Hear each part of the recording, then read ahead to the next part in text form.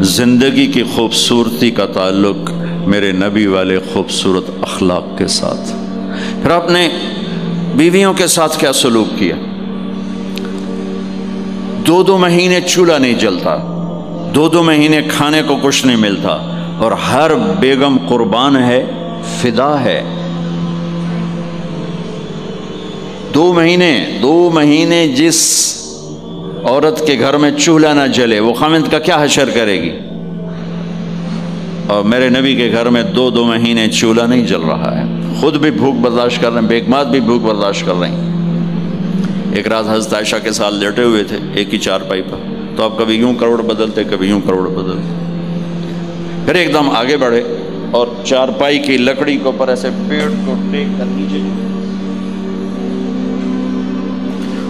نیچے جھک گئے۔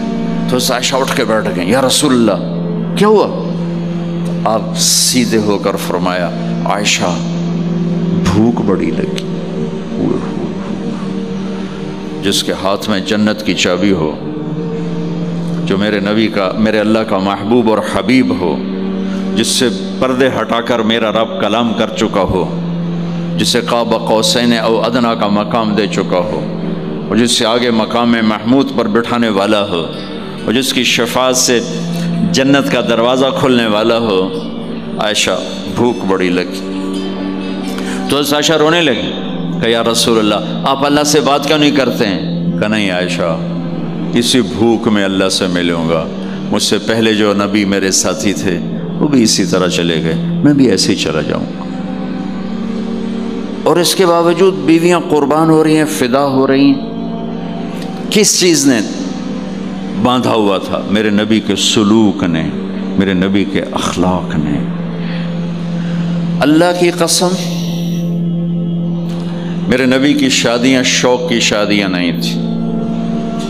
ایک حدیث سناتا ہوں، ما تزوجت وما زوجت الا بوحی من السماء نزل به جبریل۔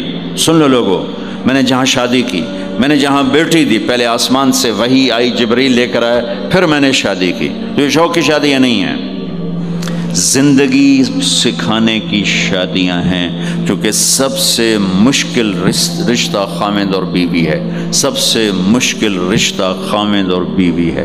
اس وقت طلاقیں کیوں بڑھ رہی ہیں؟ ایک تو یہ ہماری یہ جو فاسٹ فوڈ ہے، اس نے ہمارے اندر جو ایک نیچرل سسٹم تھا اسے ڈسٹرب کر دیا ہے، تو غصہ بڑھ گیا ہے، برداشت گھٹ گئی ہے، چھوٹی چھوٹی باتوں پہ گھر اجڑ رہے ہیں، گھر اجڑ رہے ہیں۔ پہلے یورپ میں سنتے تھے، اب یہاں پاکستان آج شادی ہوتی 4تھے دن طلاق ہو رہی ہوتی۔ میں وہاں بیان کے لیے نکل رہا تھا مانچسٹر، تو میرے ساتھ جو گاڑی چلا رہا تھا، میں نے پوچھا آپ کیا کرتے ہو؟ لاہور کا تھا۔ کہا جی میں وکیل ہوں۔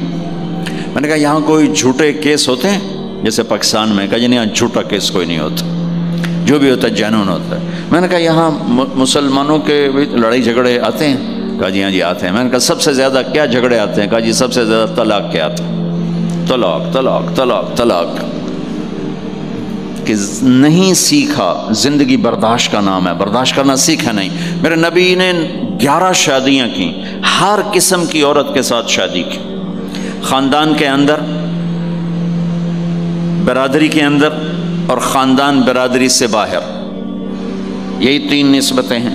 اپنے خاندان میں قریش، تو آپ کی کئی بیگمات قریش، حضرت عائشہ، حضرت حفصہ، حضرت زینب، حضرت ام حبیبہ، یہ سب قریش ہیں۔ قریش سے باہر حضرت میمونہ، حضرت جویریہ، یہ قریش سے باہر ہے، برادری۔ پھر برادری سے بھی باہر شادی کی، یہود، حضرت صفیہ یہودی کی بیٹی ہیں، ان کے ساتھ شادی کی۔ ہر نسل سے شادی کی، اوپر والے کا نظام ہے۔ اپنے سے مالدار حضرت خدیجہ، اپنے برابر ام سلمہ، ام حبیبہ، اپنے سے کم فخر میں جویریہ، صفیہ، اپنے سے غربت کے ساتھ نہیں۔ عمر سے بڑی کے ساتھ شادی کی حضرت خدیجہ، ہم عمر کے ساتھ شادی کی حضرت سودا، عمر سے کم سے شادی کی حضرت عائشہ، بیوہ سے شادی کی حضرت خدیجہ، مطلقہ سے شادی کی حضرت زینب، کماری سے شادی کی حضرت عائشہ، جتنی بھی نسبتیں کسی عورت کی بن سکتی ہیں ان سب میں اللہ نے آپ کو استعمال کر کے زندگی گزارنے کا طریقہ سکھایا۔ تیز مزاج کے ساتھ شادی کی، حضرت حفصہ رضی اللہ تعالیٰ عنہ مزاج میں تیزی تھی، عمر رضی اللہ تعالیٰ عنہ کی بیٹی مزاج میں شدت تھی، زندگی گزار کے دکھایا۔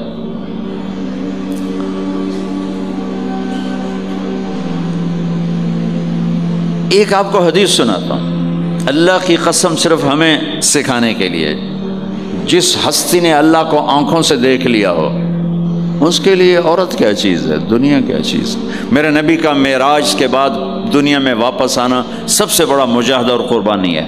جنت میں اللہ ہمیں نصیب کر، جب اللہ کا دیدار ہوگا تو اس کے بعد اللہ کی قسم جنت والوں کو جنت بھول جائے، عورتوں کو خامد بھول جائیں گے، خامدوں کو بیویاں بھول جائیں گی، اور جنت کی ہر نعمت بھول جائے گی، صرف اللہ کو دیکھنے میں گم ہو جائیں گے۔ اور میرے نبی اپنی آنکھوں سے اللہ کو دیکھ کر آئے ہیں، ٹھیک ہو گیا۔ اب ایک حدیث سنو کہ عائشہ مجھے جب سے پتہ چلا ہے نا کہ تو جنت میں میری بیوی ہے تو میرے لیے تو مرنا ہی آسان ہو گیا ہے۔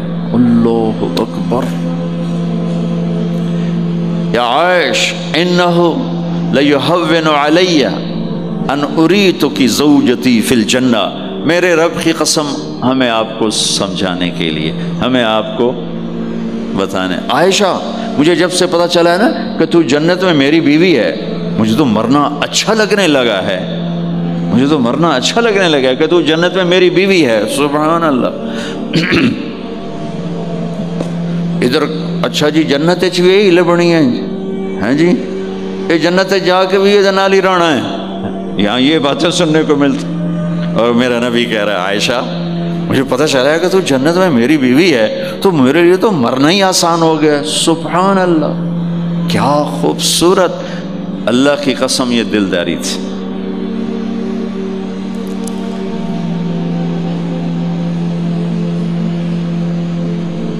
سب سے مشکل رشتہ خامد اور بیوی ہے، سینکڑوں آیات اس کے لیے اللہ نے اتاری، ماں باپ کے لیے چند آیات، اولاد کے لیے چند آیات، بہن بھائیوں کے لیے چند آیات ہے، خامد اور بیوی کے لیے قرآن پڑھا ہے، پوری سورت اتاری ہے اور سینکڑوں آیات اتاری، چونکہ ایک اس رشتے کی اہمیت، ایک اس کی نزاکت اور کمزوری کہ کوئی رشتہ ٹوٹتا نہیں سوائے خامد اور بیوی کے۔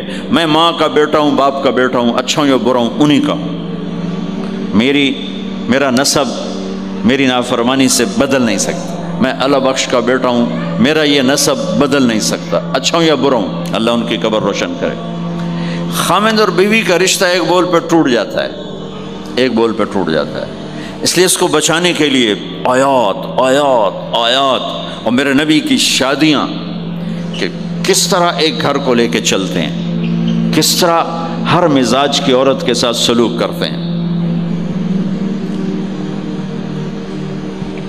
جہاد کا سفر، کاروباری سفر نہیں، میرے نبی کا، اور چلنے لگے، اعلان ہوا کوچ کرو، سب نے سواریاں کس لیں، سامان کس لیا، یوں چلنے کا حکم ہو رہا ہے، اور حضرت عائشہ رضی اللہ نے اپنا یوں دیکھا، اونٹنی پہ بیٹھ گئی تھیں، ہار کوئی نہیں، یا رسول اللہ میرا تو ہار کوئی نہیں، میرا ہار گم ہو گیا ہے، میرا ہار تلاش کریں، ہم پھر چلیں گے۔ تو میرے نبی کہتے تو وڈی آئی نواب زادی، میں جہاد تے بہ جانا، تینوں ہار دی پائے گی، چل اگو لگ۔ میرے نبی نے کہا چلو بھائی عائشہ کا ہار تلاش کرو۔ اللہ کی قسم میں جب یہ واقعات پڑھتا ہوں یا سناتا ہوں میں خود حیرت میں ڈوبا ہوتا ہوں کہ کیا کر دیا میرے نبی نے، جہاد کا سفر، اور میرے نبی کا ہار تلاش کرو بھائی، اب سارے ہار تلاش کر رہے ہیں۔ کچھ دن چھپ گیا اور ہار کی تلاش تو بند ہو گئی اور سفر بھی بند، چونکہ اندھیرے میں کہاں جائیں گے، اور آپ کے ماتھے پہ شکن، عائشہ تیری وجہ سے ساری مصیبت ہے، اللہ دے بندی تو ہار دے مگر پہ گئی، کیوں گا اللہ یہ ہار دے، ایک لفظ نہیں فرمایا، سارے قافلے نے قیام کیا۔ عشاء تک تو پانی تھا، وضو کا پانی ختم ہو گیا، عشاء مغرب عشاء پڑی کٹھی تو پانی ختم ہو گیا، اب پانی ختم ہو گیا تو فجر کی نماز آ رہی ہے، پانی کوئی نہیں ہے، تو سارے صحابہ نے ابو بکر پہ چڑھائی کی، ویکھے تیری دھی دے مگر ساڑے نال کی بنی، ہوں اسی نماز کی میں پڑھنی ہے، پانی تو ہے نہیں تو وضو کی میں کرنا ہے۔ ابو بکر کو غصہ چڑھا، اس ایک دم، وہ تو باپ تھے، وہ گھس گئے خیمے میں۔ آگے دیکھا تو اللہ کے نبی اما عائشہ کی گود میں سر رکھ کے سوئے ہوئے تھے، اور اماں جی ایسے بیٹھی تھی، آپ کو سارا دیکھ رہی ہوں۔ اب بولیں تو خطرہ ہے آنکھ کھل جائے گی، اور غصہ بھی چڑھا ہوا ہے، باپ بھی ہیں، تو اب مجھے دیکھو کیا کر رہے تھے، ایسے ماری زور سے۔ وہ کہنے کہ میں ایسے سخت ہو گئی تاکہ میں ایسے نہ ہوں کہ اگر میں تھوڑا حرکت کی تو اللہ کے نبی کی آنکھ کھل جائے گی، تو ماری گیا ٹھا ٹھا ٹھا، وہ منہ سے کہہ رہا، اور وہ ایسا کر کے بیٹھی چمک، غصے میں باہر چلے۔ اب آپ کی آنکھ کھلی فجر پر، تو اس عائشہ نے کہا یا رسول اللہ وہ تو باہر تو بڑا مسئلہ ہو گیا ہے، پانی کوئی نہیں ہے اور نماز کا وقت ہو گیا ہے، وضو کیسے کریں؟ سبحان اللہ، اللہ نے قانون بدل دیا، دنیا میں پہلی دفعہ ہونے لگا ہے۔ 1,24,000 نبی آئے، پانی نہ علی وضو ہو سکتا ہے، اس سے علاوہ نہیں ہو سکتا۔ میرے اللہ نے قرآن اتارا فَإِن لَّمْ تَجِدُوا مَاءً فَتَيَمَّمُوا صَعِيدًا طَيِّبًا فَامْسَحُوا بِوُجُوهِكُمْ وَأَيْدِيكُمْ مِنْهُ۔ اچھا میرے بندو، پانی مک گیا ہے، چلو مٹی چاہتے منہ تے مارو تے دوئی چاہتے ہتھاں تے مارو تے تمہارا وضو ہو گیا، چلو تیمم کرو اور نماز پڑھو۔ اب وہ جو سارے ابو بکر پہ غصے ہو رہے تھے نا، اور اما عائشہ کہنے لگے واہ ابو بکر بھائی تیرے طفیل کی کم بن گیا، تیری دھی دے طفیل کی کم بن گیا۔ تو اسید بن حضیر پہلے ذرا زیادہ گرم ہوئے تھے، تو وہی ابو بکر تیرے گھر کی یہ پہلی برکت نہیں ہے، پہلے بھی بہت شمار برکتیں تیرے گھر کی طفیل امت کو ملی ہیں۔ تو اللہ نے تیمم کی آیت اتار دی، حضرت عائشہ کو ڈانٹ پلانے کی آیت نہیں آئی کہ میرے نبی تیری بیگم کے ہار کی وجہ سے میرے دین کا کام رک گیا اور میرے بندوں کی نماز خراب ہو گئی اور ان کو پانی سے محروم ہونا پڑا۔